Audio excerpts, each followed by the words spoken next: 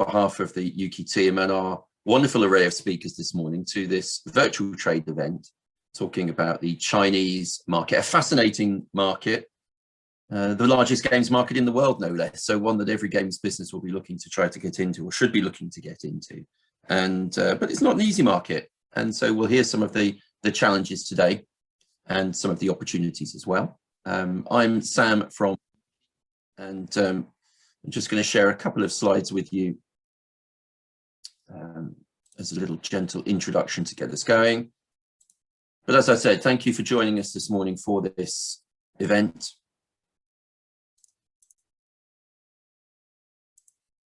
We've actually got a series of 3 virtual trade missions taking place. The United States one was last Thursday, well supported. That went very well. So thank you to those that attended. And today, here we are for the UK connection to China. And then on Thursday this week, we have our 3rd and final virtual trade mission, which we are running in conjunction with the Department for International Trade. And that's focusing on the market of Japan.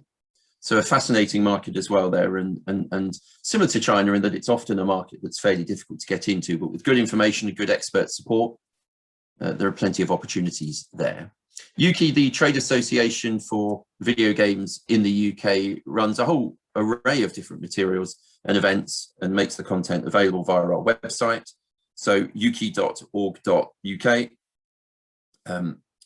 And here are some links, or we'll be sharing the slides afterwards, so you don't need to take photos of these, but there are some shortcuts here to a range of Ukie activities taking place at the moment. The hub crawl is every Wednesday. That's about business growth and life cycle of a business. We have the London Games Festival starting this Friday and going through next week with some amazing B2B activities. So absolutely worth looking at if you can sign up for that. And a few other activities there as well that you might want to look at. But the Ukie website is free and open for anyone to access. Go to the events section and find out all of the other activities that we're running. But today you're joining us for this event focusing on the China market. Our first 2 speakers, Creative England and Barclays, are the partners of the event, and we're really indebted to them. With their support, it allows us to make activities like this for free. So a big thank you to them. And they're going to do a short introduction in 1 minute. We'll start with Dan Wood, and then we've got a whole series of speakers focusing on data, looking at the mobile market, the console market, and we end with an interview with Low Technology. So a good running order, I think. I hope you'll be pleased with it, and let's crack on with it. So first, if I stop sharing, let's go back to this. I'd like to introduce Dan Wood from Creative England, who's one of our partners for today's event. Good morning, Dan. How are you? Good morning, Sam. Very well, thank you. Thanks for having me. Tell us all about Creative England. What do we need to know? Well, I'll give you a very quick overview. So yes, as Sam says, I'm Dan. I'm Creative England's Games Associate. And for those who don't know, Creative England basically exists to provide creative businesses with the support they need to grow. So overseas trade investment, obviously a crucial element in any growth. So we're delighted to be supporting Ukie's Chinese market workshop today, and we did support last week's US edition too. So we're supporting these events through the Creative Enterprise Programme, which is a BFI funded scheme to provide support specifically to storytelling screen businesses, and that includes, of course, the games sector. And to give you a bit more flavour about what the Creative Enterprise Programme provides, so it's things like a new ideas fund to stimulate innovative thinking, business support grants to pay for advice and services that will help you shape your business plans. But the main thing we're focusing on from a games point of view is providing dedicated game sector business support and advice. So that's through supporting programs like this, but we also run in partnership with Ukie, again, our games scale up program. Now this is a program that gives a cohort of games businesses access to sector specific insight, really crucial. This isn't just for a cross range of creative sectors. This is games sector specific insight and advice on key business topics. And crucially, it's all delivered from senior games industry speakers and experts.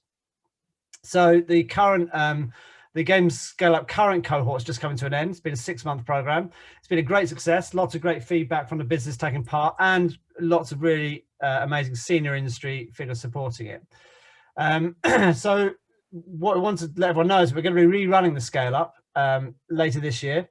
And also as part of an expanded business support program for games businesses of all sizes. So whether you're early stage, scale up or beyond, we want to have programs that can help you boost your business growth.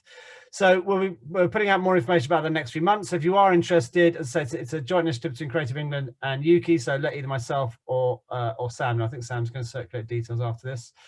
And finally, Creative England's also got its Creative Growth Finance Fund. This is a fund that provides up to £500,000 debt finance or loans to games business looking to grow. So if you really good opportunity for business who are already scaling, who wants to do some UA, user acquisition, or just have a cash boost to an already successful business, then please get in touch with us too. So that's it. That's a very quick run through. And thank you, Sam. Back to you. Thanks very much for that, Dan, and for your ongoing support. It's greatly appreciated. Some excellent work there going on at Creative England. I will, as Dan's reminded me, I will be sending slides around and contact details for all of the speakers after today. And if you have any questions in the audience, at the bottom of the screen, you have a Q&A button. Feel free to post your questions in there. The speakers will either deal with them after their presentations, I'll ask them the questions, or we'll deal with them in text afterwards during the rest of the event. So feel free to post anything in there as we go. I'm delighted to welcome to the stage now, the virtual stage, Mr. DG, David Gowans and Tim Glennon from Barclays.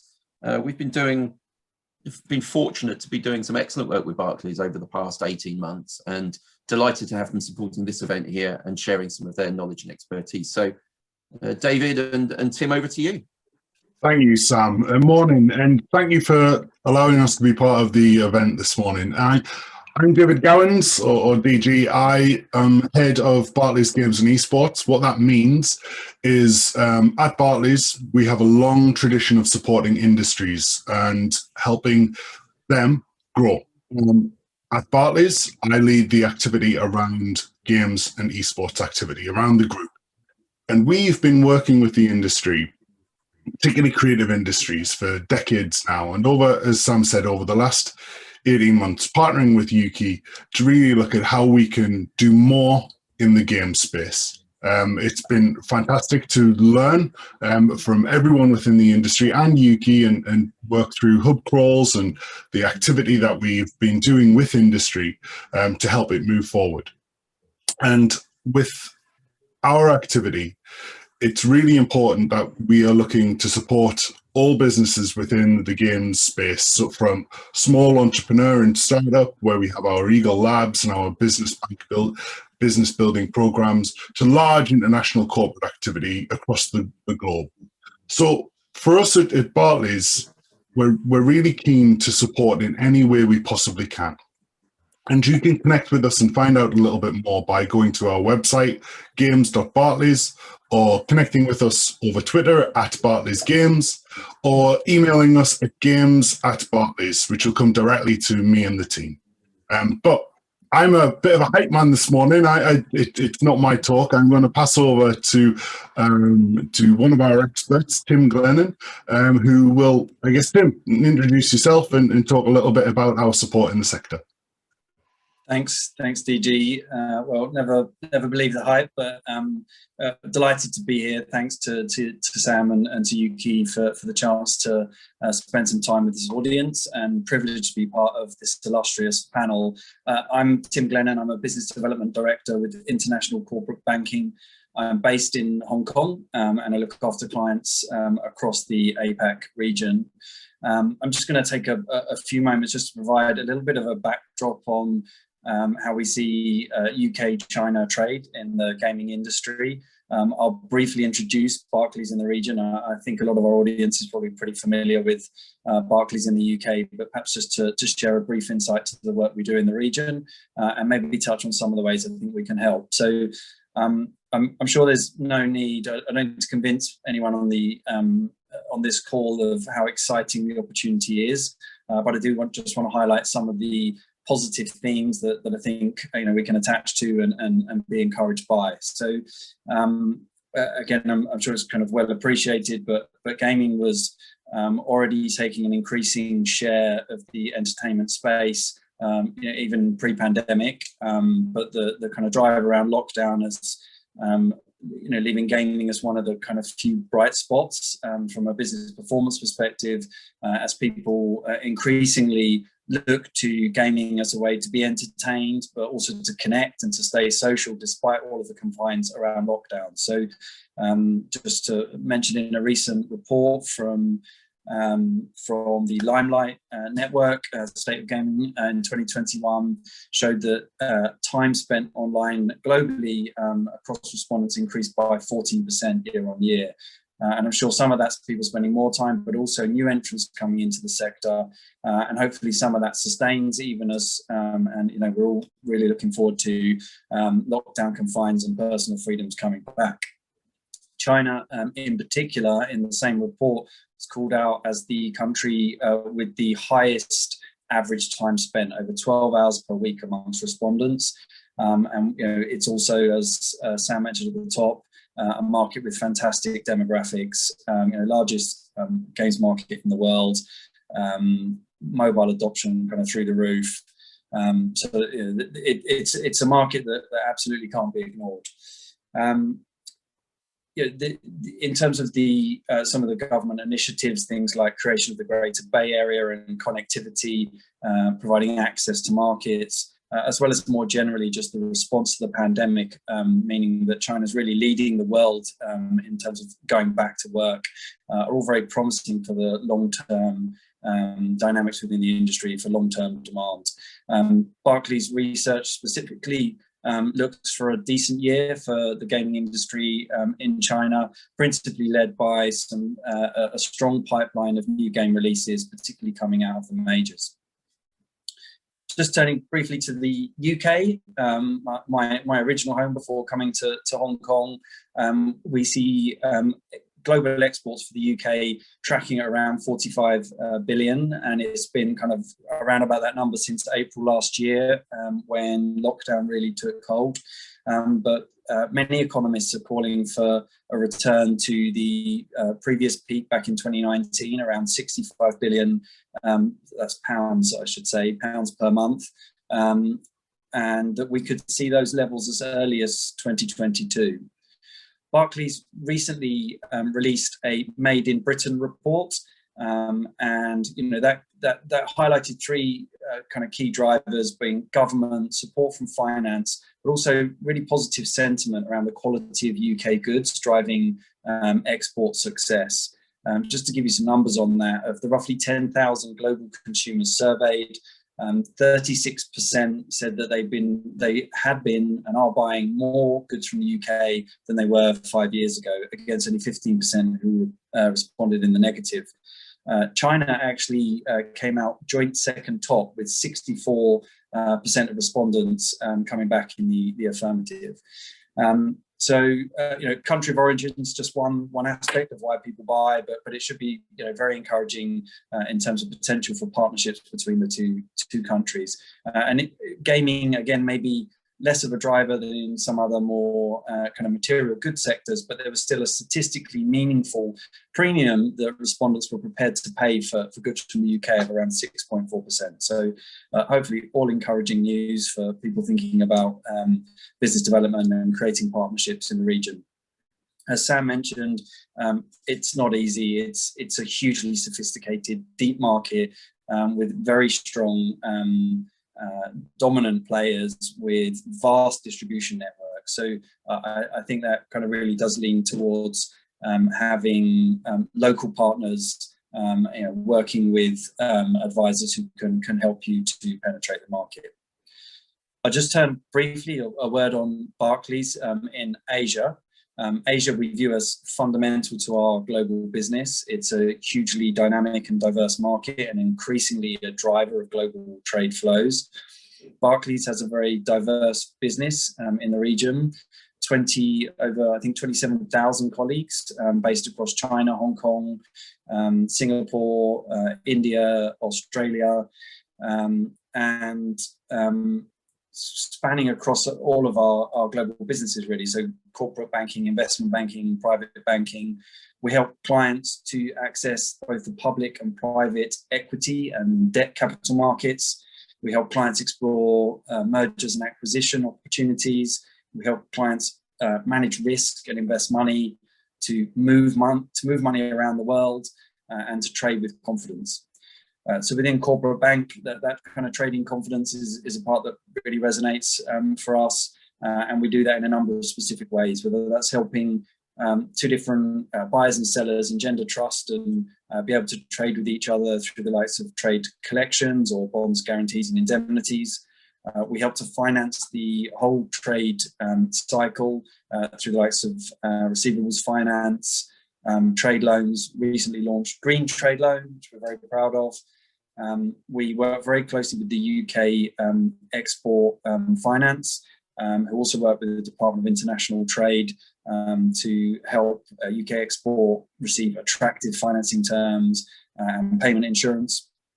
And of course, trade finance is not always suitable depending on the nature of the business, but working with your partners overseas, being able to offer them terms in a way that's convenient for them to pay, perhaps in a local currency, is a kind of strong pillar for making sure that you have straightforward negotiations, and that's an area we're very confident we can help. So I'm going to pause there because I'm as excited to get on to the next set of speakers as I think everyone else is. If you're interested in any of the themes of the reports I mentioned, you can get to us through the links that David mentioned, or barclayscorporate.com/insights, or you can find us on LinkedIn, or the hashtag #WhatIsPossible also on LinkedIn. But otherwise, Sam, thanks for the time. Back over to you.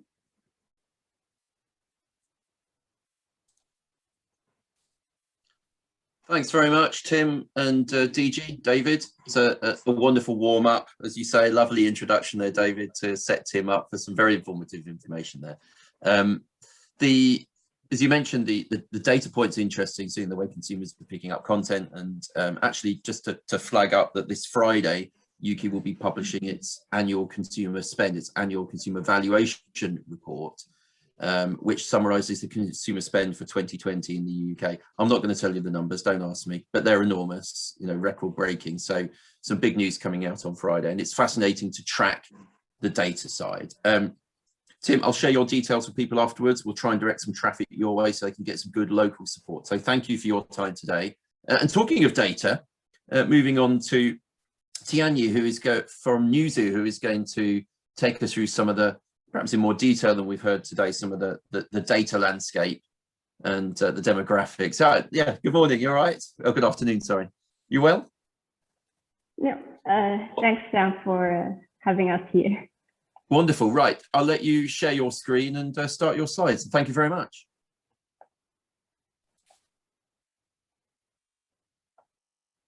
Can you guys see my screen? Yep. Okay, great.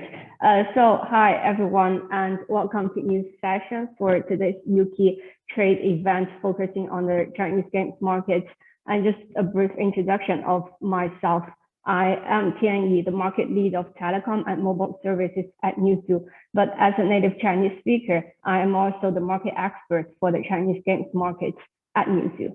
So today I will be speaking about the Chinese games market, and specifically the revenues and gamer demographics in China. And further in today's presentation, we will explore more on the rising opportunities in PC and console gaming in China, following the huge success of Genshin Impact, which is developed by the Chinese game studio MiHoYo. So first, please allow me to introduce Newzoo, our company. Newzoo is the destination for the games market insights. We are the world's most trusted and quoted source for games market insights and analytics. We'll help some of the world's largest entertainment, technology, and media companies to target their audience, track competitors, spot opportunities, and make strategical and financial decisions. And Newzoo's services are centered around three main areas, which is the platform, the Newzoo platform, and our global market reports, consumer insights, and consultancy. And for today's presentation, we'll be featuring data and insights from one of our best known products, the Global Games Market Report, as well as data and insights from our consumer insights and the Newzoo platform. So first, let's take a look at China's games market in numbers. As we all know, China is the biggest games market in the world by revenues as well as number of players. In 2020, the market generated over $44 billion in consumer spending on video games, with mobile being definitely the biggest gaming platform in China, accounting for 66% of the total revenues in 2020. And this share is a lot higher than the global average. Globally, only 49% of the total games revenue came from mobile in 2020. And in China, the share was 66%. And despite the already big share, the mobile games market still saw strong growth in 2020, with nearly 32% year-on-year growth from 2019. And PC is the second biggest gaming platform in China, with $14 billion spending in revenue in 2020, accounting for 32% of the market in China, compared to 22% of the global average. And as we see, PC and mobile are actually pretty dominant in China's gaming market. And console comparatively is a relatively small market in China, with only 2% of China's total games revenue coming from the console platform in 2020. But the platform still saw the biggest growth, with nearly 40% up from the previous year. This growth was actually in large driven by the popularity of Nintendo Switch in China, thanks to its portability. And we will cover more on that topic in later sessions. Also, please note, guys, here our console gaming revenue data does not cover the grid market in China. So it only counts all the official sales from various console platforms in China. And if we zoom in on the Chinese gamers from tier 1 and tier 2 cities, aged from 10 to 15, aged from 10 to 50, half of them play only on mobile. And this further indicates that China is a mobile-first market. Now, in total, 73% of all survey respondents play on mobile, followed by 40% on PC and 19% on console. And 66% of all respondents spend equal time gaming on mobile, PC, and console. And when looking at the player demographics, we see that almost 50% of Chinese gamers are female. They do skew a little bit younger in both genders, with the majority in the 21 to 35 age group. Gamers aged above 35 account for 31% of all surveyed respondents, representing the second biggest age group in China. And if we look at the work situation, the family situation, and income across gamers in tier 1 and tier 2 cities in China, these gamers are not so much different than the general online population. And now let's take a look at the gamer personas. So Newzoo's gamer segmentation identifies 8 different gamer personas among all gaming enthusiasts by evaluating their gaming, viewing, and owning behaviors. So compared to gamers in the UK and Japan, China has by far the most ultimate gamers, accounting for 25% of the total population for gamer enthusiasts who love all things around gaming. Ultimate gamers, they love everything about gaming in terms of playing, owning gaming hardware, and watching gaming content. And this is also reflected by the most popular gaming titles in China, such as League of Legends, Honor of Kings, PUBG Mobile, and Peacekeeper Elite, etc. So in general, compared to other markets, competitive and immersive game genres are way more popular in China, especially on mobile. And on the other hand, the second biggest persona, the subscriber, enjoys playing games, especially free-to-play titles, and will only spend on gaming hardware when necessary. In fact, if you look at these 3 countries, the subscriber ranks the top 2 across all the markets here. Notably, subscribers make it very interesting for companies to target for cloud gaming platforms and the gaming subscription services, because subscribers don't necessarily want to spend too much on gaming hardware, but then they value good quality gaming content a lot. So further zoom in on different gaming platforms, we see that ultimate gamers consist of the biggest gamer persona in China across all 3 gaming platforms. And the age gender splits across mobile, PC, and console are close to each other, while mobile gamers spend way more time gaming every week compared to PC and console gamers in China. If we look at the data, 61% of all mobile gamers in Tier 1 and Tier 2 cities in China game 3 hours or more every week. This is a lot higher than gamers from PC and console platforms. So after understanding the quantitative take on the Chinese games market, let's take a look at the macro trends in China. So one of the biggest milestones in China in 2020 was definitely the launch of Genshin Impact by Shanghai-based game company MiHoYo. This is the first AAA success by a Chinese games company in the world. What's more, Genshin Impact supports cross-play on PC, mobile, and PlayStation. It showcases the growing technical and marketing capabilities of Chinese games companies in the world. And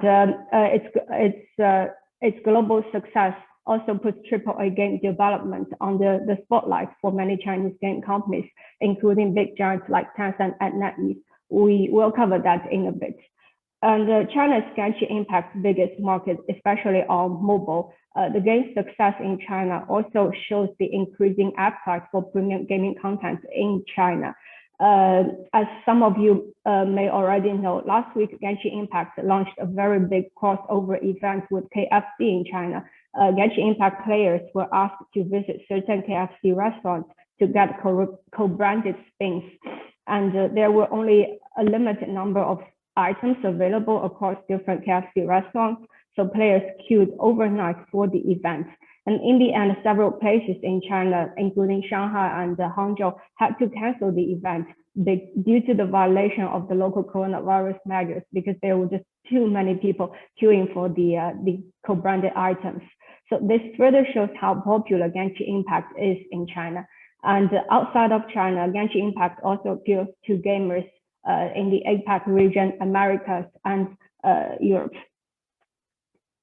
So as mentioned, other big game companies in China like Tencent and NetEase are also very ambitious to develop their own console games as well, on top of the investments and acquisitions that these companies have made into existing console developers. For example, Tencent's Timi Studio, the studio behind Arena of Valor and COD Mobile, will develop Pokemon Unite, a mobile game on Nintendo Switch. Additionally, Tencent's Lightspeed and Quantum Studio, the studio behind PUBG Mobile, also released SYN, a tech demo of an open-world first-person shooter game marketed for PC and console gamers in China and also outside of China. And these two studios from Tencent have proven their abilities in mobile gaming development, and now they're all moving forward to console.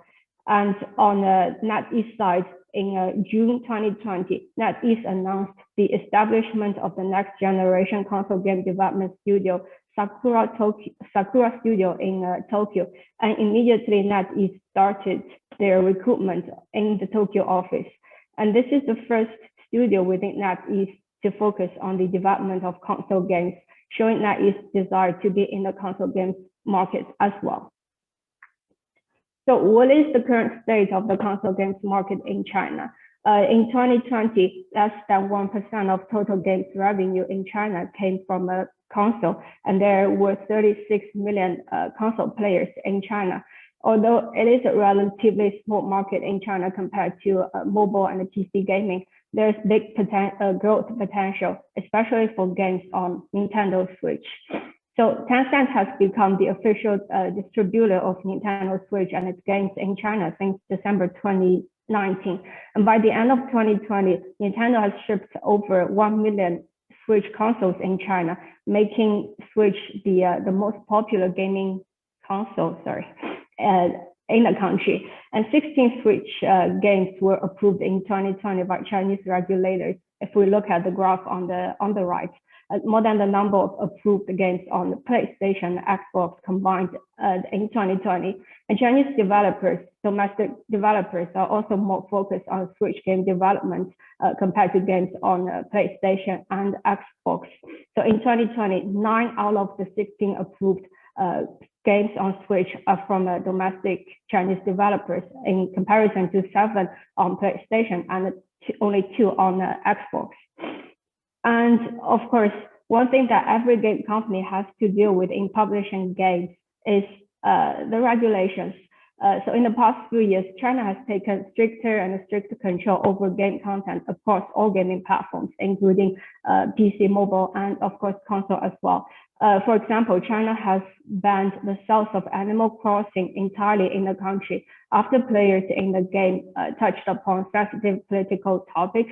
And a few days after the ban of Animal Crossing in China, the country also announced stricter regional lockouts for all games, meaning that Chinese gamers will not be allowed to play games with players outside of China. And on PlayStation, the Chinese PlayStation Store was suspended on May 10th, 2020, after someone reported PlayStation's backdoor to Chinese regulators. Via the backdoor, Chinese gamers were previously able to bypass censorship and connect to foreign servers.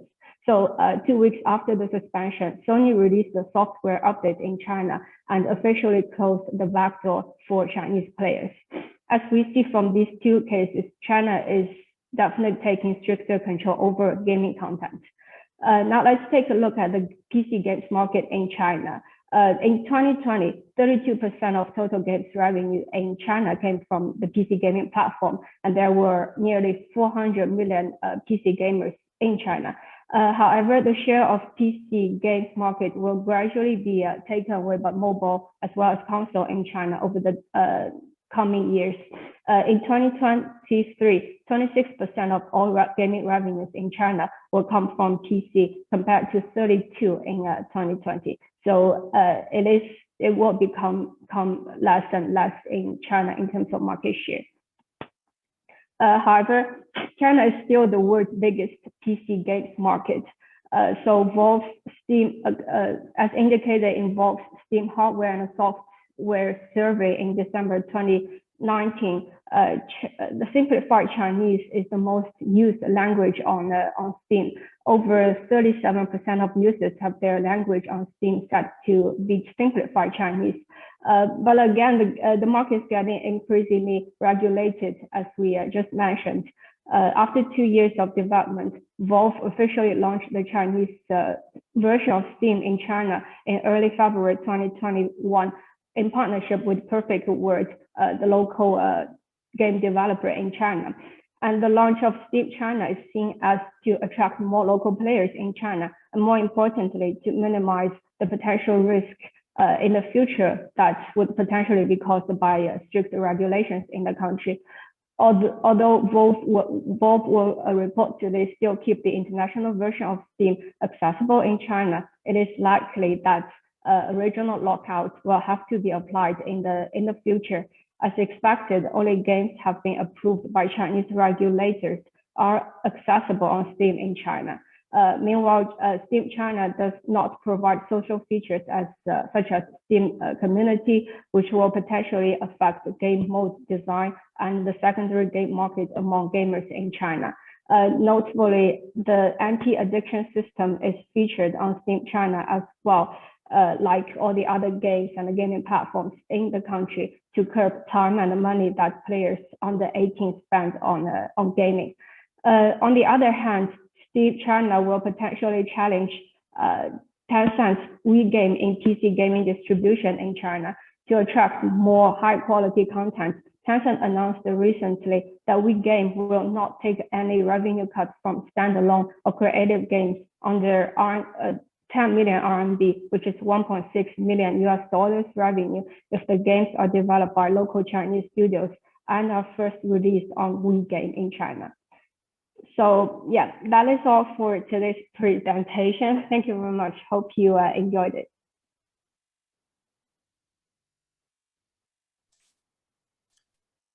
Tianyi, thank you very much for a very detailed analysis then on all the latest trends. Fascinating stuff, and a couple of things that jumped out at me. Before I do that, there was a question from Ian in the chat today asking whether the numbers that you displayed for games revenue, did that include in-game advertising revenue? Is that purely store-based revenue?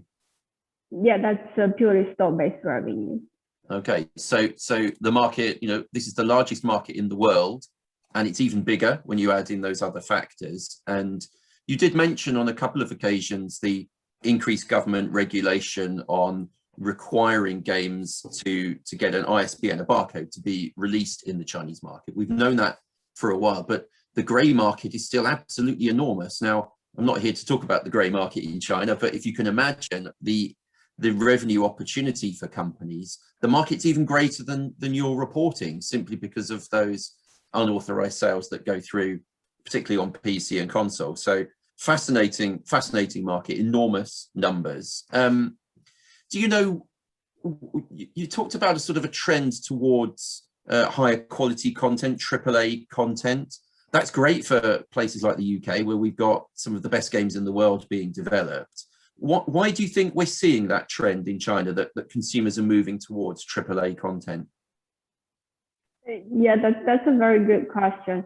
I think one of the biggest reasons, the most important reason, is that Chinese consumers, Chinese gamers are increasingly having access to game content across the world, and with mobile being the biggest biggest platform in the country, but with increasing access to premium game content starting from mobile, Chinese gamers are also having growing appetite for AAA gaming content on other platforms, including PC and console.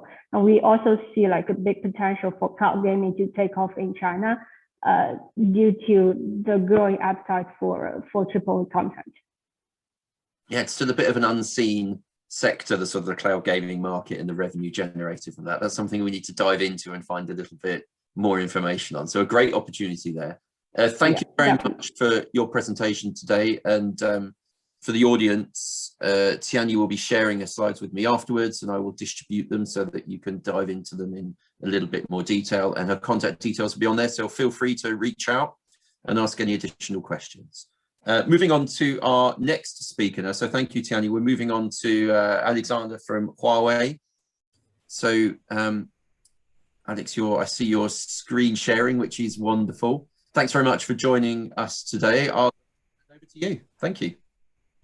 Hi, everyone. Thanks, Sam, for having me. So I feel really delighted to speak about how to grow and win in China. And a quick introduction about myself. So my name is Alexander Salem, and I am the Global Director of Business Development for Gaming in Huawei. I have spent the last 7 years in the gaming industry, first of all at King, the developer of Candy Crush, where actually one of my key assignments was to spend 6 months in Shanghai to help grow our Android business over there. And then I moved to Google, where I spent a bit more than 2 years leading the gaming partnerships team in Europe, Middle East, and Africa. And I've been in Huawei leading globally the gaming vertical for a bit less than a year.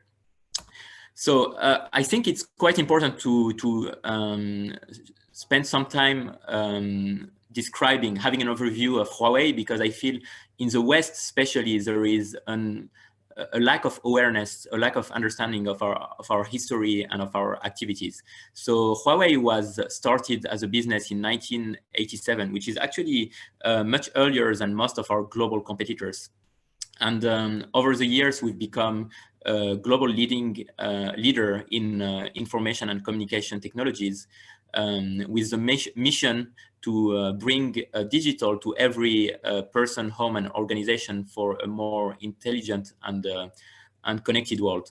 So nowadays we are almost 200,000 full-time employees, and more than half of those full-time employees are actually in research and development, which is a testament of how much we are investing in our future and in improving our technologies. We are also spanning across 170 countries. And in terms of business activities, we are entirely diversified.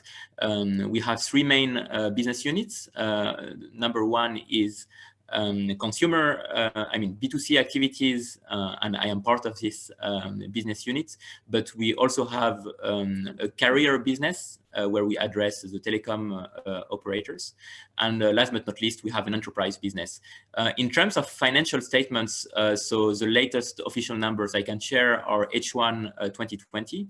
And you can see on the pie chart on the right-hand side that despite like exogenous hurdles and major hurdles such as coronavirus and the unstable geopolitical situation, we've been able to generate more than $64 billion in just half a year, which translated into almost 10% net profit rates. And this is like growing quite steeply year on year, more than 13% year-on-year growth versus 2019 H1. So what about App Gallery, our app store? So we launched our app store in 2011 in China, but App Gallery was actually only launched outside China in 2018. And in just 3 years, less than 3 years, we've joined the club of the exclusive club of the top 3 global marketplaces. So this is like a tremendous momentum, but we want really to push, to keep pushing to make our marketplace, our app store even more innovative, to create even more value for developers and for gaming users. So today in 2021, we are spanning more than 170 countries with our app store, and we cover 18 app categories from news to e-commerce to music, to gaming, of course, which is a major investment for us. And even though we've launched quite recently in outside China, we are seeing a huge trust from the developers community. 2.3 million developers have already joined. They have registered to App Gallery. We are also seeing that 120,000 apps have integrated completely with Huawei mobile services, which is our mobile services framework. And when it comes to games, we've already onboarded 20,000 games globally, which is like an increase of by 5-fold compared to last year. And in terms of downloads, we have achieved 200 million downloads in 2020, which is like more than 10 times what we had achieved the previous year in 2019. So as you can see, exponential growth across the board. In terms of gaming, more specifically, when we launched App Gallery outside China, we saw a lot of skeptical reactions. A lot of people were like, it's a very closed market. People are used to the status quo. Developers will not will to put eggs into more baskets, basically. And what happened in the following years has just proved them wrong. What happened is actually that most developers from across the range of genres, across geographies, have reacted very positively to our value proposition. And today you can find on App Gallery top-notch games across all genres, from the most casual or even hyper-casual to the most hardcore, coming from all the regions. And we have also attracted like some of the top grossing games on our platform, including Gardenscapes, which was kicked off on App Gallery a few months ago, very successfully so. We have also like had an amazing partnership with Gameloft in the last year. They have launched more than half a dozen of games on App Gallery, and they are doing amazingly well. So why would Western developers have to consider the Chinese market? I think, first of all, it is the most mobile-first market out there. There are more than 900 million mobile internet users in China, which on average have installed more than 50 apps on their phone, and who spend on average around 5 hours per day using apps. So this is a tremendous opportunity for any type of developer, obviously. And also I want to add to that, as it was mentioned by the New Zoo presenter, that gaming in China is huge. It is the first global market, both in revenue and in number of players. So basically, it's a top of mind opportunity for any C-suite person in the gaming industry. But obviously, there are different characteristics in this market and quite drastic differences versus the rest of the world that any developer in gaming needs to be aware of. In terms of genres, for example, I think mid-core and hardcore are much more important in China versus the rest of the world. RPG, more specifically, is a very successful genre in China.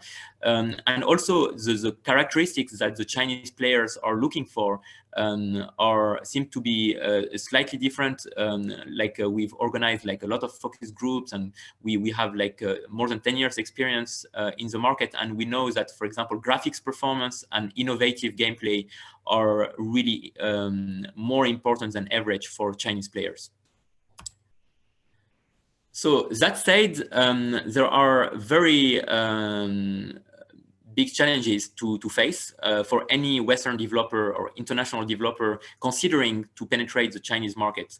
And I think the success really depends on understanding well those challenges and trying to put in place a smart mitigation strategy. So number one challenge is definitely policy and compliance. There are a complex list of policies, laws and regulations in China to consider when it comes to privacy, consumers protection, copyright, and those rules, any developer considering getting into Chinese market needs to spend some time trying to understand this ecosystem. The second challenge revolves around the requirements to distribute a game in China when it comes to getting a license from the local administration and also a version number, so the famous ISBN license. And last but not least, distribution of the games might be quite challenging for international developers because the media ecosystem, the types of players are different. So it might be a bit tricky to know who to target and how, through which channel. So I think that we are uniquely positioned as Huawei to help developers thinking about penetrating the Chinese market address all these challenges. We have more than 10 years of experience navigating the complex Chinese app distribution markets. We also have one of the biggest user bases in the country, and we know in depth like the local players and the local users' behaviors. So basically, our value proposition can be cascaded down into 4 items. First of all, qualification consulting, then localization and tech supports, third, user acquisition, and last but not least, markets and promotion. I will now detail each of those items. So first of all, as you probably all know, it is not like a piece of cake to distribute a game on the Android market in China.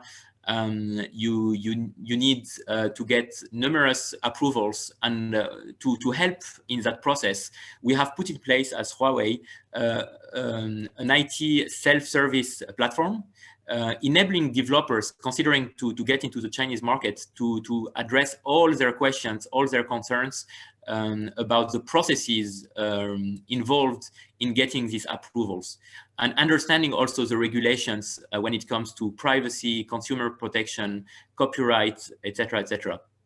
And we have a lot of experience, seeing what it takes to get a license from the Chinese administration. So basically, you will find all the answers on our IT solution. And I think this is like a big help, because it can be quite complicated when you don't have the local experience. Then we are also providing services around localization. China is a completely different market with different user expectations and behaviors. And we have teams in advertising, in product, in operations, which will work hand in hand with you to address these questions. When it comes to advertising, we have a lot of experience in selecting the right message to the right audience and targeting the right group. In terms of product, we know what is required in terms of adaptation of the game to address the specifics of the Chinese players. In terms of operations, we have a lot of experience when it comes to featuring and operations sales for a successful game in China. And in terms of market development, we can put you in touch with the right partners to succeed in the Chinese ecosystem. But not only localization, beyond localization, we can also help you in terms of tech. We have a suite of complex products to help you improve your in-game experience and to also accelerate the development of the games. So just one example is the Fenix Engine developed in-house by Huawei. This is an engine of graphics processing, which basically helps you creating better immersive 3D experiences for your players. And this is just one example, but we have a whole range of tech solutions to accelerate and improve your gaming experience in China. When it comes to user acquisition, we also offer you a full range of promotional resources to reach out to the audience for your game in China, from top banners to push notifications. And last but not least, you will never walk alone when it comes to marketing your game in China. In the last few months, we've demonstrated that we can be very powerful partners with content providers in maximizing the coverage, the awareness of the games. At the end of 2020, we've kicked off 13 marketing activities that were called, as an umbrella terminology, Game Fest. So the 13 games which were included, involved games, major iconic games such as Gardenscapes or Asphalt 9 by Gameloft. And the objective was basically to improve the awareness of those games being on App Gallery, and it resulted also in incremental downloads and revenue. Actually, the net incremental impact in terms of downloads was 1 million downloads across the 13 games covered by these campaigns. But our marketing push alongside our developers, partners, doesn't stop online. We also can help offline. And a good example of this support of these efforts is our partnership with Supercell. So last year, we opened a flagship Huawei store in Shanghai. And we partnered with Supercell in a very successful manner. So anyone entering the flagship store on the opening day could get the merchandising related to the games of Supercell. There was also 2 walls of the flagship store covered with characters from the Supercell franchise. And this resulted ultimately in like a very successful downloads for Brawl Star, which is one of the most iconic Supercell titles. So thanks to all these efforts, we've seen like a lot of success stories across genres coming from the West and getting into the Chinese market. So on the revenue side, some success stories include Gardenscapes by Playrix, which achieved more than 70 million RMB in 2020, as well as Talking Tom Gold Run by Outfit 7, which has achieved more than 40 million RMB revenue in 2020. And on the download side, we've also seen like very successful launches coming from outside China. One example is Temple Run 2, which has accumulated more than 200 million downloads in 2020. And of course, Subway Surfers by Cibo Games, which has achieved more than 300 million downloads in 2020. So I'm done with the presentation, but before closing, I wanted to share a few words. So first of all, thanks a lot to the UKIE Association to allow us to participate in this great talk. Also, I want to say that if you wanna talk about like getting into the Chinese market, feel free to add me on LinkedIn. So with my name, Alexandre Salem. We also have an alias gochina@huawei.com where you could contact Huawei if you have any question about our value proposition to help you consider penetrating the Chinese market. And we have also developed this white paper for global app development in China that I highly recommend, where you can hear more about the Chinese market, its opportunities and its challenges. Thank you very much, everyone.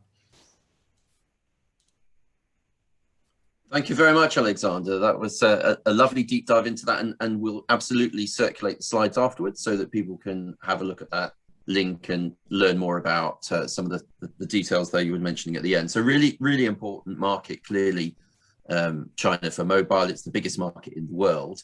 You did say it was an open market. We've had a question from the audience from Stuart saying it is a competitive market. There's plenty of stores there and app galleries in a competitive market. Who are your main competitors, and where do you sort of appear in that list of in terms of market share in the Chinese mobile market? So we at Huawei, we don't like speaking about the competition. So I would say that we are one of the dominant app stores in China. Historically and in terms of user base, we've been around the Chinese market for more than 10 years, and we have one of the biggest user bases. So we are a top 5, I would say, app store in China. Well, it's a household name in China, certainly in terms of the technology you produce. So I'm sure that the store is going from strength to strength, and that's a great opportunity for UK companies then to work with you. So we'll circulate the slides, we'll generate some interest and take it from there. So thank you very much for your presentation today. Thank you very much. Next up, we're slightly behind schedule, but thank you for sticking with us. 2 speakers left, looking at the market in a slightly different perspective here. So delighted to welcome Jun Fan, who is the General Manager of Console and Cloud for Oriental Pearl, who distribute the console platforms in China. So more of a console perspective. Jun, thank you very much for joining us today. And I will hand over to you so that you can share your slides. Thank you. Thank you, Sam.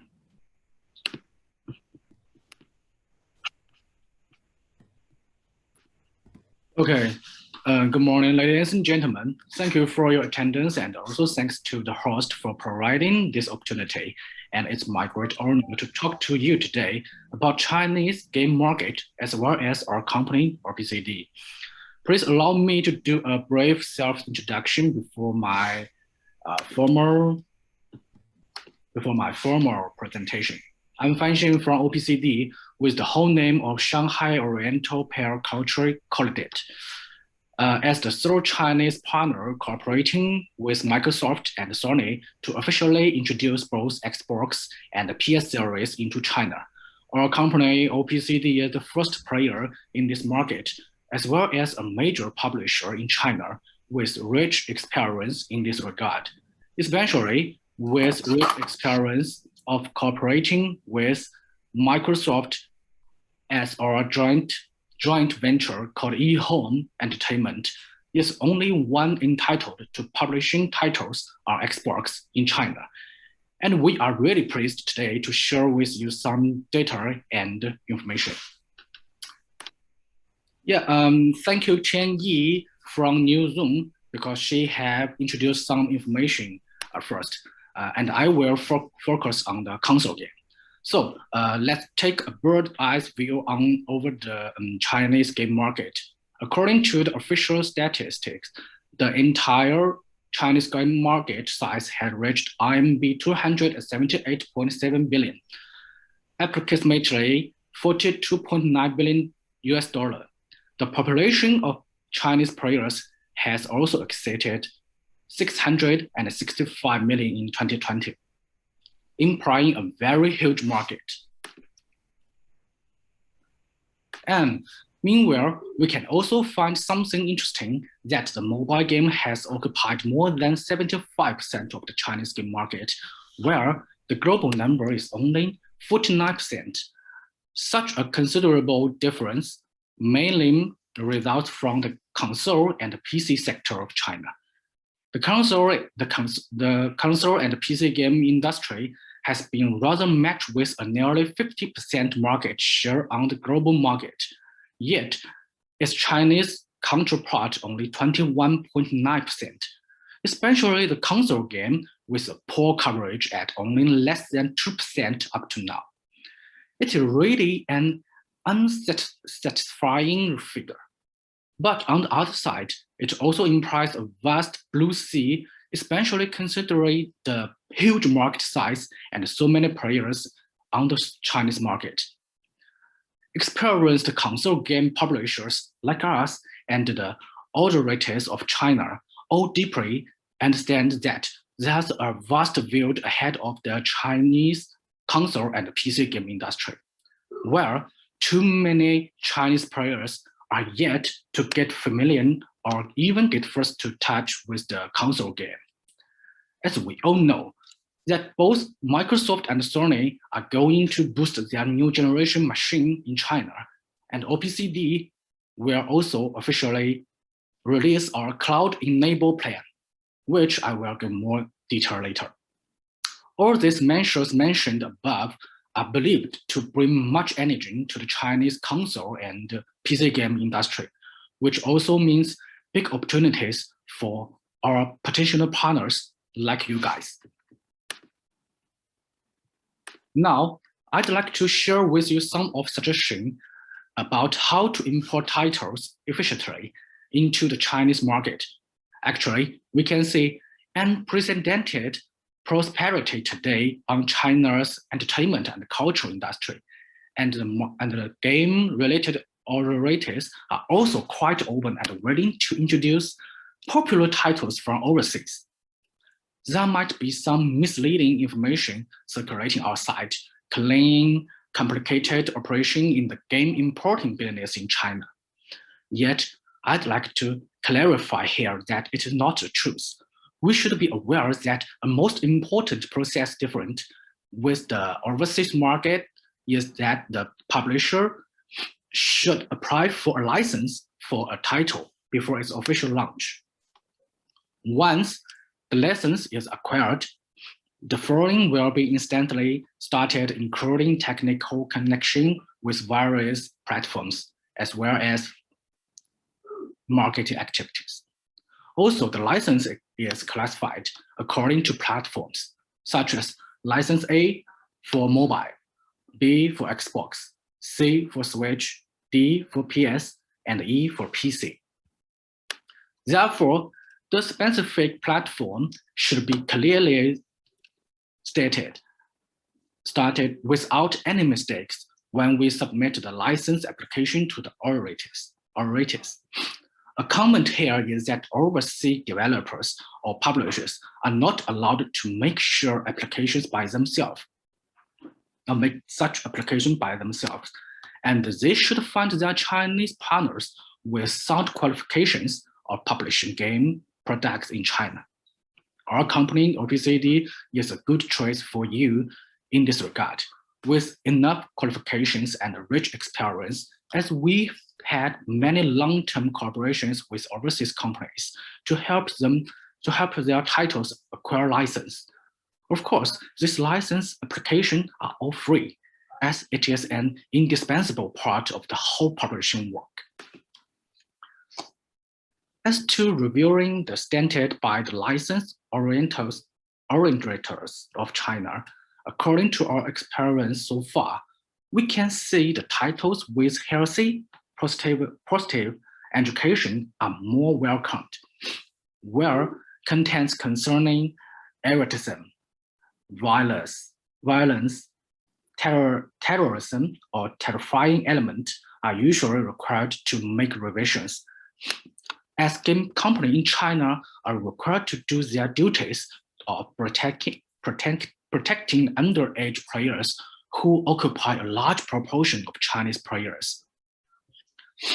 Therefore, we'd like to advise necessary amendments to sensitive contents, and usually we will list out the amendment requirements to our overseas partners the first time when we do internal review over their titles before formally submitted to the authorities. I'd like to hereby give some typical example of so-called sensitive elements. 1, the title should be completely localized. Include that all screen language should be simplified Chinese. 2, contents of eroticism, gambling, violence, or induced crime is strictly forbidden. 3, terrifying and bloody are not allowed, such as skeleton. We will give much more specific and deeper suggestion of an amendment to developers according to the demo they provide when we initiate detailed communication with them. As mentioned before, I'd also like to hereby share with you some plans by our company, OPCD. We will kick off our cloud-enabled plan. In China, the cloud game is through video streaming technology to make people play games cross-device. We set a target of covering over 8 million mobile and TV users in the next 3 years, providing them with a barrier-free access to our console games through the cloud game. To make more people experience high-level console game, of course, cloud game might also become another sales channel of console and PC games gradually. Last but not least, please allow me to present some of our successful cases in console game introduction. The first one is FF15. FF15's publication in China, it is the first console game that was released at the same time with other places. It only took 3 months for us to get the government approval of this game. Many thanks to our client Square Enix cooperation and our colleagues' hard working. We did prepare a lot in advance to make sure the game content meets government's criteria. We held a fabulous releasing show in Shanghai Oriental Pearl TV Tower. If you've been to Shanghai, you must know the famous landmark here, where, yes, it belongs to our company. And we invited the CEO of the Square Enix, Mr. Yusuke Masuda, to attend the show. And the OPG is the sub-company of Shanghai Media Group. We have powerful media resource. That is the reason why I am introducing the case of FF15, IP-related interaction. The OPG also distributed the FF15 film on big screen in China. There was also a series of game-related animation called Brotherhood, which was distributed on digital platform in China with our help, such as Bilibili and iQIYI. Besides, lots of related marketing activities were also held: fans show, co-branding activities, a pop-up activity. So, expect these 3A games. We also welcome all the indie games to China here. Here's another typical title I would like to share with you: the Unruly Heroes. It's a 2D platform ARPG game based on the famous Chinese traditional story Journey to the West. It is produced by Magic Design Studio, a French team which consists of the former production members of Raymond. We helped them to find a local Chinese team, helping them translate the original Chinese English voiceover into Chinese. Of course, it was quite well to listen to all the well-known characters speak English instead of Chinese, especially for Chinese players. We did bring the title to lots of people before it was released through China Joy, CCG, and so on. And we held several live streaming activities through the biggest games, comic videos, and the live stream channel in China, Bilibili. And finally, here is some tips which might help you publish your games in China. And these are also our criteria we would consider first when we want to publish a good title. Firstly, and most importantly, your game must be enough interesting and attractive. Secondly, the game content must meet the requirement of government. No terrifying element, no bad language, no gambling stuff. Thirdly, if the SRP of your game is under $30, around £20, we would suggest you publish digital downloadable content only, no physical, as the cost of physical discs are quite expensive. If the game is good enough, we could suggest you sell it in token instead of physical discs. Firstly, you want to catch the global releasing date, you must provide the build at least 6 to 8 months earlier for us to do the preparation work. To be honest, if the game is released 1 to 2 months later than other places, the sales would dramatically decline. Fifthly, proper localization. And finally, a quite important pricing rule. Normally, the SRP in China is lower than other places. Actually, Chinese console game industry is still less developed, suffering from a much late entry into China market. And both title importing as well as market exploring are in experiment progress. Furthermore, the flourishing of mobile games in recent years has also affected the console and the PC sector, and quite a number of discouraged publishers and developers have been shifting to the mobile market. Nevertheless, we OPCD have been focusing all along on introducing quality console game into China, and it is our firm conviction that the spring of Chinese console and PC game is soon to arrive. Thank you. Thank you very much. Thank you, Sam. And next, my colleague John will help me to do the Q&A. Thank you.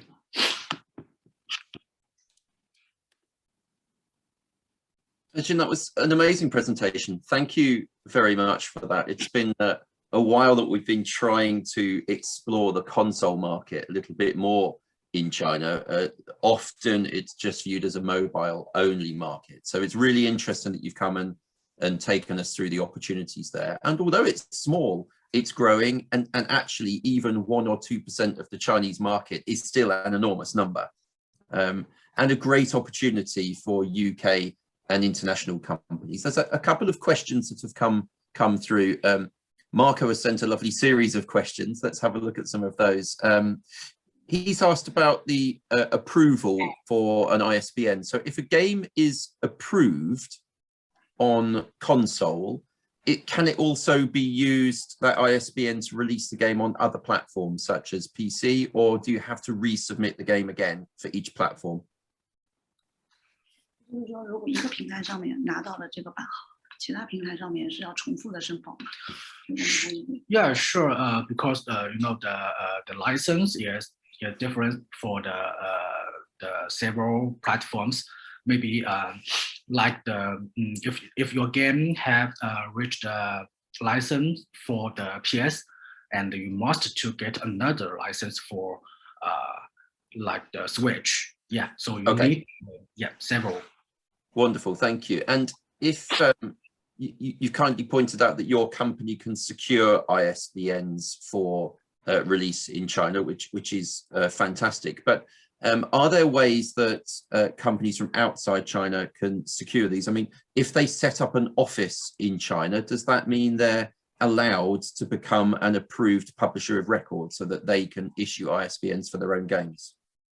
如果其他的外国公司他在中国来开一个分公司，在中国来设个办公室，他可以来做这个申请的这样的一些工作吗？ No, because you should have the qualification, and you need some 这种就是入门的准则怎么说？就是 if you want to be a company to have the ability to do the license from Chinese government, you must to have the to make the agree from the Chinese government. First, you should to make the agree from the government that your company can do these things. But this agree is very difficult. You need some Yeah, something like your in China, generally we should get something like 3 certificates. This is the basic, or say the fundamental condition that a company could do the censorship application from the government. So that means first your company should have some basic asset, the daily asset of your company, or say the sales revenue should reach to a certain size, so that you are believed to have the ability to do the publishing or to do the censorship application. Not say if you are only a new company with a very small size and you have no history record before, it is hard for you to get that approval from the government. So not only this, but also something like you should get license from those authorities who is conducting authority over some telecom carrier functions. So it's not say you are just a small developer and you have only something like 20 employees, and then you are entitled to get that license. No, it's not that the case. So specifically speaking, there will be a very detailed stipulations or regulations in this regard. And if you're interested in it, maybe we can find another specific topic to talk about that. It's an interesting point. We'll have a further conversation about the requirements. I think the question has come because not many games are approved, and we wonder in the UK whether there is a certain number of applications allowed per company, or are you allowed to put in as many ISBN applications as you want? 那就是说，你们如果申请版号的话，是不是有点像你想申请多少，你就可以去申请多少，还是说你们自己会有一些限制啊，或者这样子？ Okay, so the Chinese market is so big, so of course we want to make more and more, the license for the many games. Yes, but we will have to make sure that the wonderful, the interesting, the good game, the perfect title is the first way we choose to get into the China. Because some not bad, not good game, maybe the government will stop it. So we want more and more many games into China, but we will to talk with them and to choose some good title. Yes. Fascinating, thank you. You mentioned earlier about the price. There's lots of questions for you. I'm sorry, I will try and go through these. There was lots of questions about the price for console games needing to be slightly cheaper on Xbox and PlayStation. So is there an average price for an Xbox or a PlayStation game that is sold in China? 说在那个两个主机平台上面，现在有没有什么刚刚你前面提到了一些价格，游戏定价的问题，他说有没有什么平均价格的这样的数据可以供他们参考啊？其实很难讲吧。对 it's hard to say, you know. We will to case by case to discuss this question, okay? Because there are no 你可以给他一些例子。 no rule. Because for example, Yeah, something like there is a big difference between different classifications of games on both PS and Xbox platforms. I can just give you some instances. For example, on our PS Chinese store, those AAA titles like FF15, the price can reach as high as more than 300 RMB. More than 300 RMB, yeah. But to some small indie games, the price should be much cheaper, something like only around 40 or even 30 RMB. So that's a big difference, and it's difficult and not sensible to say an average price. Yeah. We're going to have to move on to our final speaker today.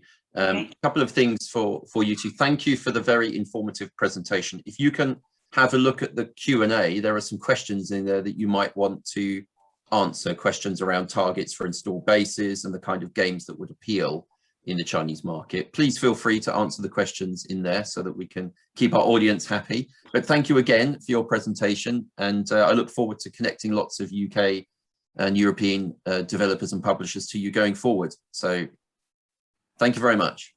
Thank you, Sam. Thank you. Thank you very much. And finally now, we come to our final speaker of the day, a slightly different format here, in that I'm going to have a conversation with Alex Xu, who's the former CEO of Leyu Technologies. Hello there, Alex. Hi. Hi. Nice to meet you. Yeah, and you too. Can you hear me? Before. Yes, I can hear you perfectly. Yeah, it's always good to meet new people on these calls, and thank you for freeing up some time today to have a conversation with me. We have a very participative audience here, but I get the pleasure of talking to you and asking you some questions. So firstly, my pleasure. For the audience, just to let you know a little bit about the background for Leyu, moved into games in 2013 and really quickly established themselves as a major force in the games industry in China and globally. They went through an acquisition phase, acquiring Digital Extremes in Canada, and then they bought our very own UK studio Splash Damage down in southeast London, and then made an investment in Certain Affinity in the US. Following on from that, they established their own publisher, Athlon, and they secured the rights to an online game based within the Lord of the Rings universe. And on the back of all of this expansion and growth and investment, Leyu actually became a target for acquisition themselves. And back in December 2020, Tencent bought Leyu Technologies for just over $1.4 billion. So it's been quite a ride for you, Alex, this progression and growth of the company. So thank you for joining us today. Just a start-off question. We've heard a lot today about the importance of mobile in China, but you're slightly different. You've been working on that ambition to be AAA and to be premium. What's been your motivation for looking at that particular market? Thank you. So you see, Leyu is relatively young, but I'm actually the very first game developer in China mainland. So it's been 27 years. I've seen this whole gaming industry in China from its very start. And in the very start stage, we don't have PC at home even. We don't have console. We'd have nothing. We play, we don't have mobile. So I see gamers, they want the games to, most of the best gamers, if they want to pay for games, they want more immersive experiences. They don't want to be disturbed by advertisement. When you watch a movie, you cannot allow any advertisement during the movie, right? So yeah, I think that's the eventual state. Eventually people want an immersive feeling when they play high quality games. So why mobile games are super popular these recent years is because when PC was trying to penetrate into lower tier cities in China, the majority of the potential users in China, smartphones came in the middle. We still don't have enough PC penetration in most of the potential users. Then smartphones came in. We still didn't have enough penetration of the console into the majority of the potential users.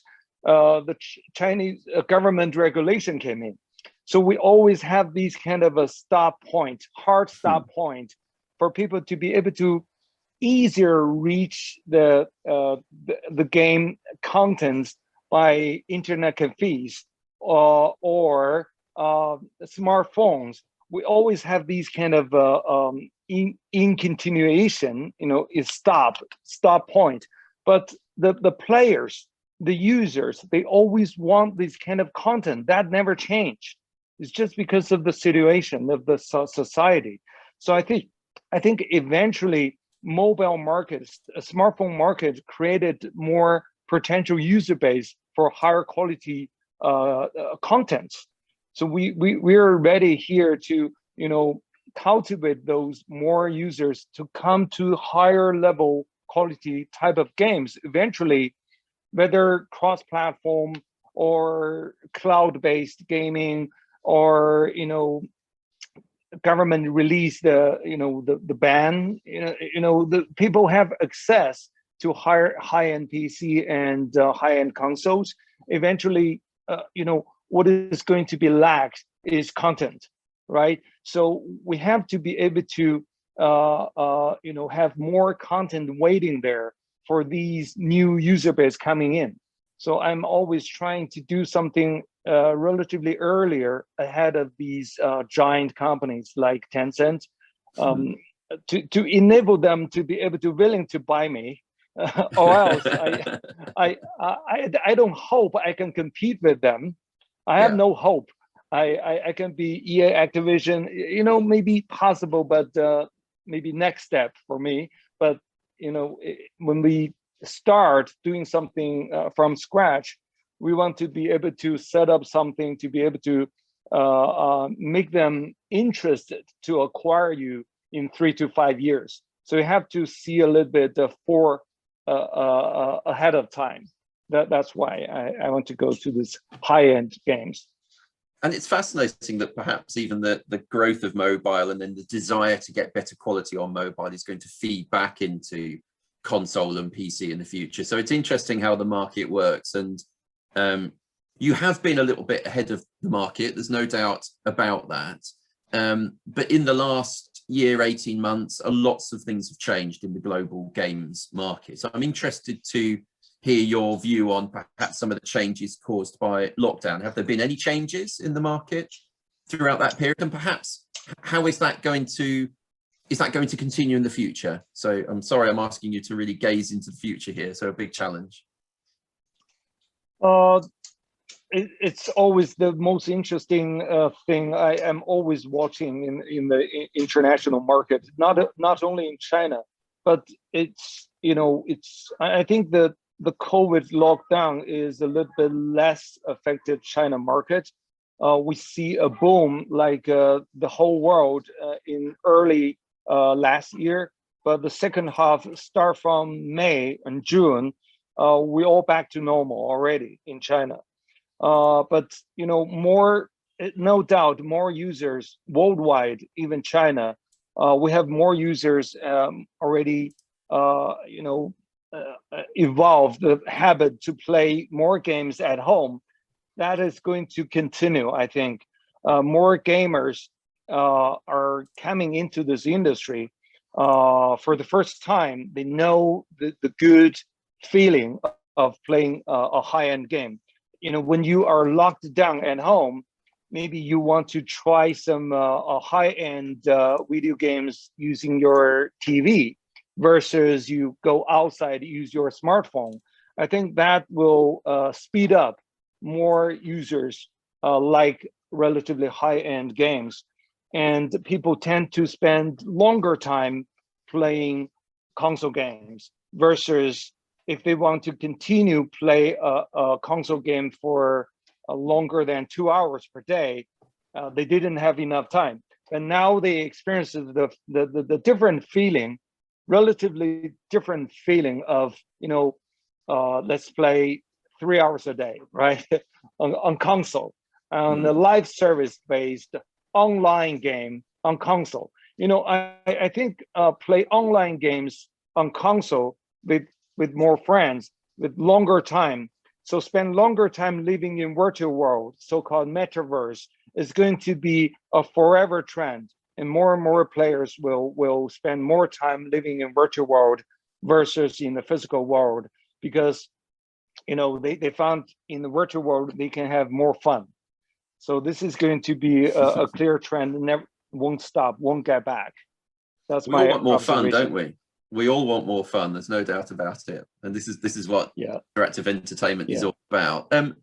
Also, thinking about our particular audience here today, lots of small and medium-sized developers and publishers based in the UK and some of our partners in Europe. Have you got any guidance for any particular sort of Western developed content that you think would work well in China, either has worked well or could work well in the future?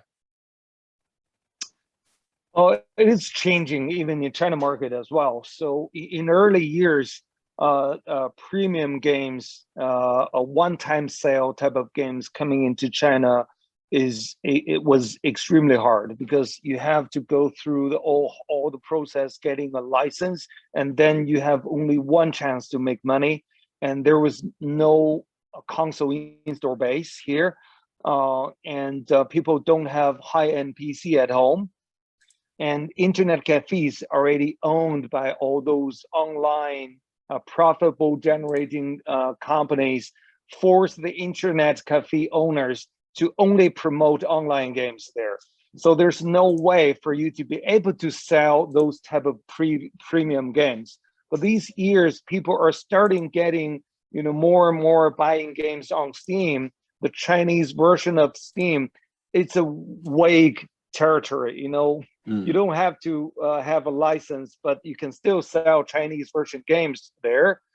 We don't see there's a, near possibility or near, hear anything from the government. It is going to be shut down. Even the Chinese version Steam already launched, but no one told us it is going to be shut down.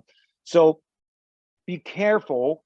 If you want to do some, high quality premium games, you want to get some money from China, you can still, use that channel, but be careful. Don't touch the most sensitive thing, which the Chinese GAPP license won't allow that happen. The political related things, right? And the best idea is try learn from the Chinese designers, learn how to do live service games, learn like Warframe. Why Warframe got so successful? Because they continuously push content into the game, and there are endless ways of paying to pay to the game, and you will be able to have continuous revenue stream instead of only just one. Or pure PvP game like PUBG also make huge money. Even PUBG is a premium game. You don't have to rely on full microtransactions, but eventually, if you have a large user base, you can always find a way to sell microtransactions. Even you just sell Battle Pass. Battle Pass is just a DLC sliced in relatively smaller slices, right? So if you know how to make DLC, my advice is try to slice it into relatively smaller ones. Try to outsource most of your content creation, asset creation to cheaper places, to give smaller pieces of updates like live service cycles faster, like every month you have a small update, and every season you have a big one. every half a year, every year you have huge one. So you stage your update, better than the previous DLCs model. DLC, people make DLCs 2 years, right? You make the very first game in 3 to 5 years, and every DLC you spend another 18 months or 24 months. That's too long. Try to design your game into that small cycle.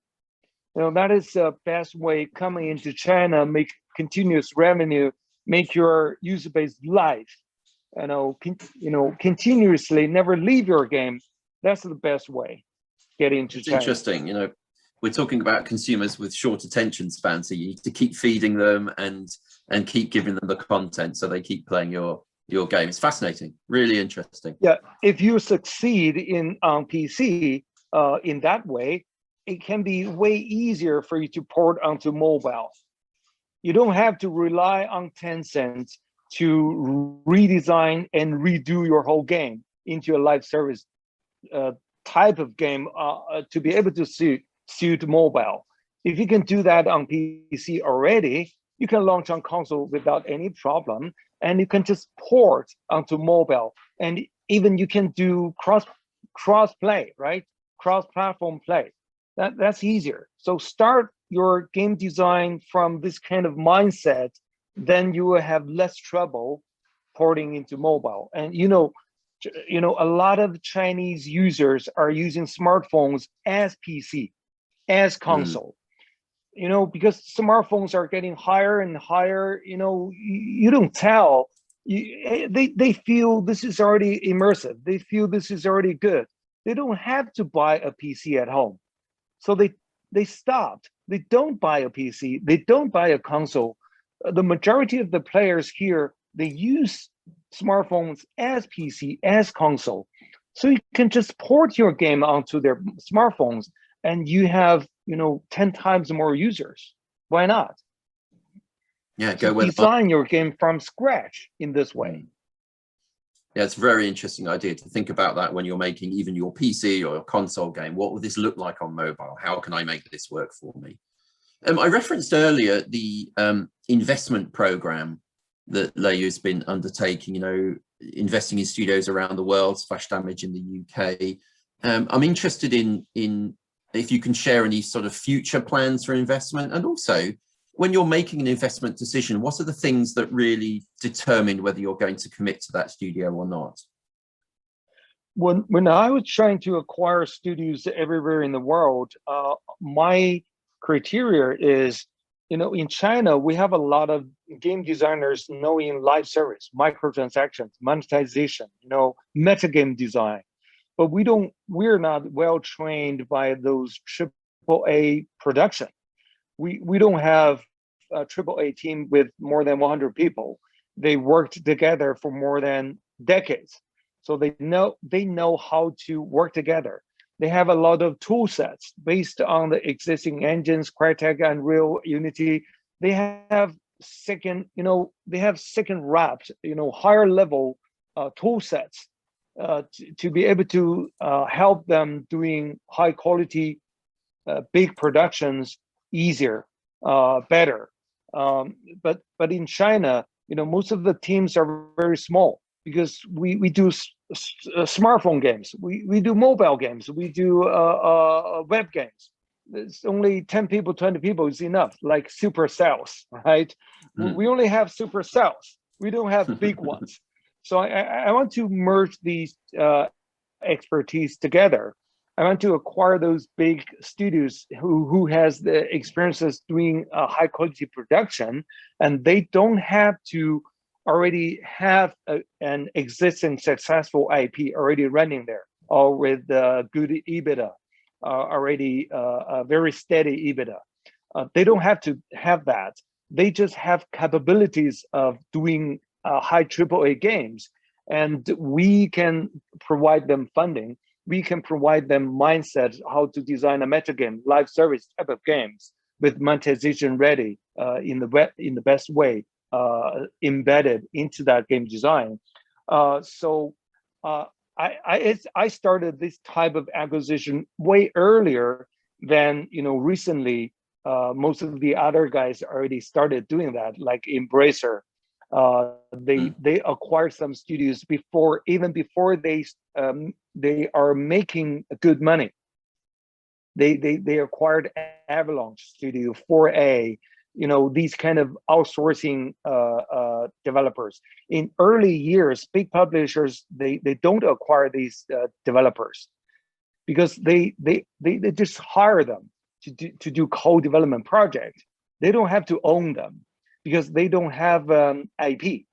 They don't have a good enough steady revenue for them to consolidate into their financials. They don't have that desire, right? But I have. I see their value.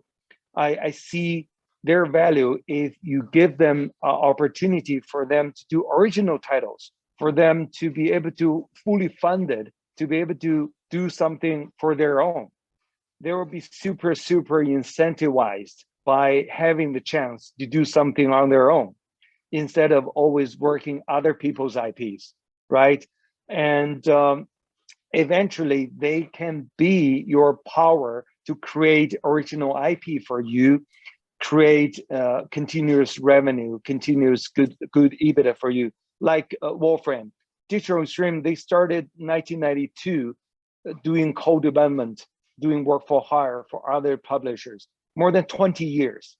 But when they are given the opportunity doing something on their own, they can create some great things like Wolfram. So I see that potential. So now, companies like Embracer already started to realize, power of these companies as well. So I have to find, what is going to be the next step, for what is going to be the future value studios. Well, that's my final Yeah. question for you, Alex, today. So where is the future taking you? I mean, you're an ambitious company. You're an ambitious man. Where is the company going, and how are you going to get there? I think for the near future, companies with steady EBITDA number, with a ready IP, with the user base, money generating machine, can always be a good target to buy in the industry. If there are still some of these type of studios or new studios coming into the stage, you're the best. You're buyers will crazy, coming to buy you. So I think near future is the possibility to create or find these type of studios for the industry, because there are crazy demands for these kind of studios, right? So if you can find these studios, create these studios, incubate, cultivate, make these studios, you will make money. You will create value. So I think if you go a little bit longer term, further future, where are the source for more and more these type of studios can come into these type of value assets? How? You should try to target the best source, direction. What are the sources? What are the most best source, to eventually become, if you go back 3 to 5 years or 7 years, work for hire, huge work for hire studios with more than hundreds of people, like Splash Damage, they were the best source of these type of valuable assets.